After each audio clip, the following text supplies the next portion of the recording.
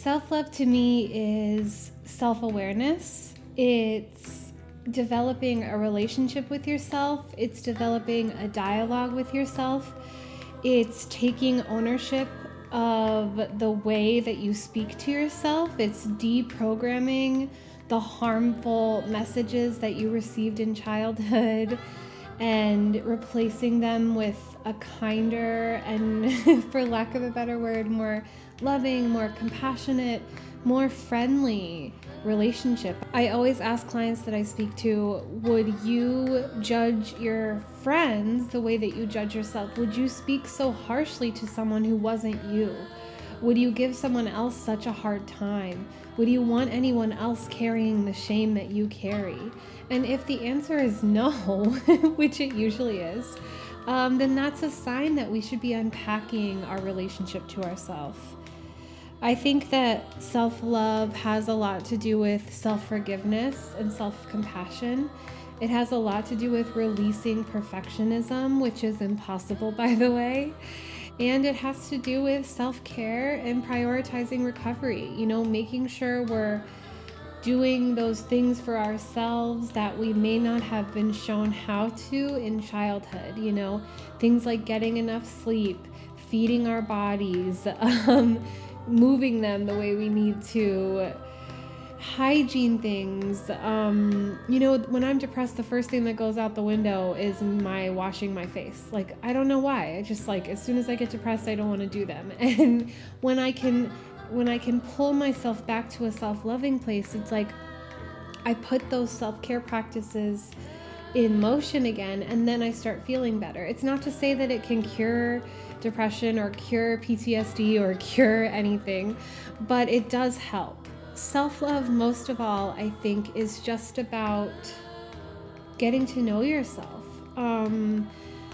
deprogramming the veil through which you see yourself, and replacing it with a more accurate perception. The way we feel about our bodies is determined by the white supremacist, capitalist, heteropatriarchy.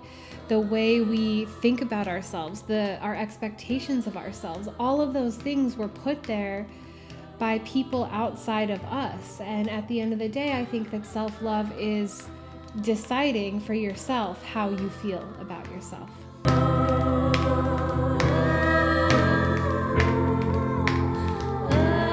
No. Self-love is only selfish to people who have benefited from your lack of self-love. In fact, I would argue that being out of self-love tends to make us more selfish. Some of the most self-sacrificing people I've ever met have also been some of the worst people I've ever met, because they give and give and give, and they do for and do for and do for, but why are they doing that? Are they giving from a place of generosity, or are they giving from a place of owing, of superiority, of I'm going to hold this over your head later, or from a place of thinking that that's the only way they can receive love? I used to think that when I was a people pleaser. I was people pleasing. I was giving until I was totally depleted, because I thought that was the only way that I could receive love. I thought that was the only place that I held value, was in my capacity to give to others. And so the more self-loving I became, of course, the less I gave initially, because I was surrounded by takers. So I had to say no. I had to lay boundaries. I had to stop that pattern in order to heal. And yes, sometimes the things that I need to do that are best for me are out of alignment with other people's expectations of me, but really that's none of my business, because if they were being self-loving, they would be able to take care of themselves without putting it on me. And they also wouldn't take it personally when I put myself first. Self-love isn't selfish, because when you are in a state of self-loving, when you give, you are giving from a place of authenticity. You are giving because you want to, because it feels good, because you can, and you're giving from a place that ensures that you won't become resentful for giving. Dr. Maya Angelou said this quote that I think of all the time, which is that when you give someone something that you don't have to give, you are making that person a thief. So it is kind to be self-loving. It is mature to be self-loving. It is not selfish to be self-loving. We just live in a society that benefits from our conditioning that we are meant to overgive, to give of ourselves, to work ourselves to death, to stay in unhealthy relationships, to serve at any cost. And I think that that's why self-love is not selfish, it's revolutionary. It's self-loving. It's out of alignment with a lot of the systems that hold the power that keep us in states of oppression. There will always be pushback to self-love because people feel a certain sense of entitlement, but really that's none of your business.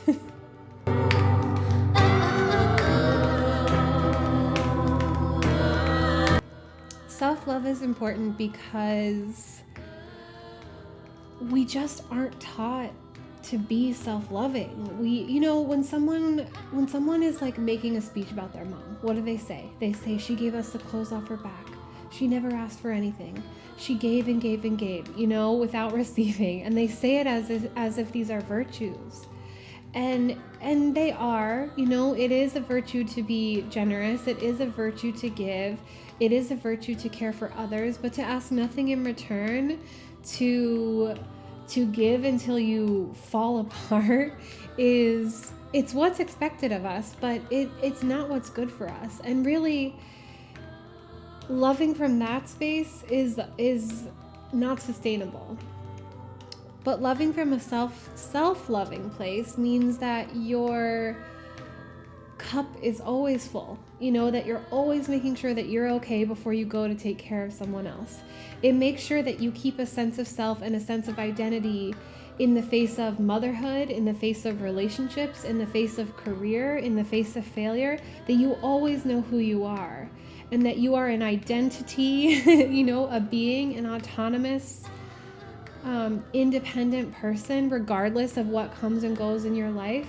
And that really keeps you balanced. That really keeps you in a state of presence, and that keeps you in a place where, sure, bad things happen. Sure, there will be times of grief and mourning and loss and struggle and stress.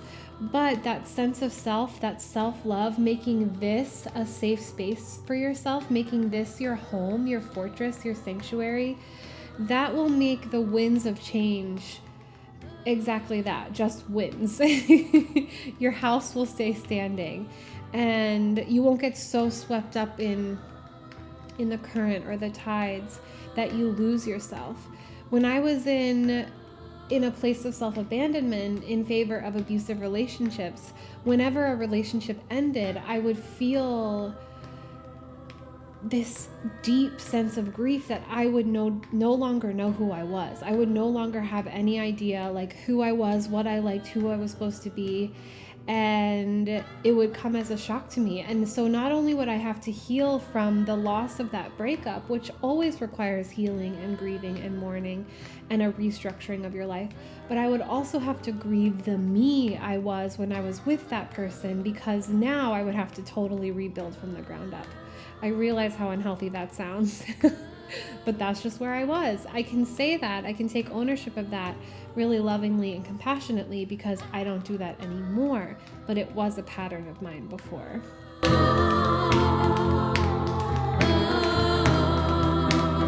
What brings me to this work is I just want to be a soft place for people to land. I just want to give the gift that I have received, the gift of self-love that I have given myself, that I have worked really hard to cultivate. I just want to show other people that a gentler life is possible, that a more loving way of life is possible, that healing is possible, that change is possible, because I think that a lot of people are stuck. And I think that stuckness is an illusion. And I think sometimes all you need is for someone to say, it doesn't have to be like this. And it snaps you out of that a sleep state and wakes you up into all of the glorious possibilities that are available to us at any given time. I just want to show people that you don't have to hate yourself. You don't have to struggle as hard as you're struggling. You don't have to chase after people who don't love you. You know, there is a better way of being, and it is available to you, and that's why I do this work. Just to be a bright light in a harsh world. Just to be, a source of love and compassion. And that's all.